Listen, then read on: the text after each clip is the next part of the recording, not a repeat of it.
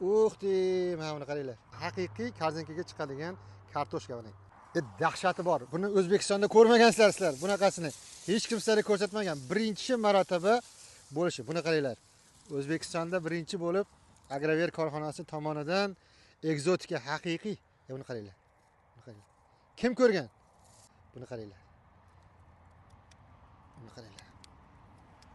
Qani? Mana buni qaranglar. Kim ko'rgan bunaqasini? O'zbekistonda biz chet elda emasmiz. Haqiqatda mana shunaqa kartoshkalarni yetishtiradigan joyga keldik. Yaqin vaqtlarda chiqadi bu. Mana savdolarga chiqadi. Endi biz o'rganib qolganmiz, oppoq yo qizil kartoshkalarga. Qaranglar. Mana maşallah. Mana bunisini qaranglar. Endi bu haqiqatdan menga juda bir boshqacha ko'rinib turibdi. Ekzotikami bu endi? Ha, ekzotika. Mana. Xohlasa korzinkada chiqadi. Korzinkalarda chiqib qoladi yaqin kunlarda. O'shanda aytasizlar, biz buni ko'rganmiz deysizlar, mana haqiqiy korzinkaga chiqadigan kartoshka mana. O'zim ko'rib maza qildim. Hozir so'rayapman, nima qiladi desam, ekzotika buni ham bemalol yesa bo'ladi, qaynatsa bo'ladi, o'zimizning obishniy kartoshka deb bo'ladi dedi. Ko'rdik. Ha, qanday? Ta'mi yaxshi. Mazasini aytamiz sizlarga. Ko'zini yumib yesa, u oddiy kartoshkadan pasti farqi yo'q desa ham bo'ladi. Faqat shu rangida-da, anaqa noyobligi.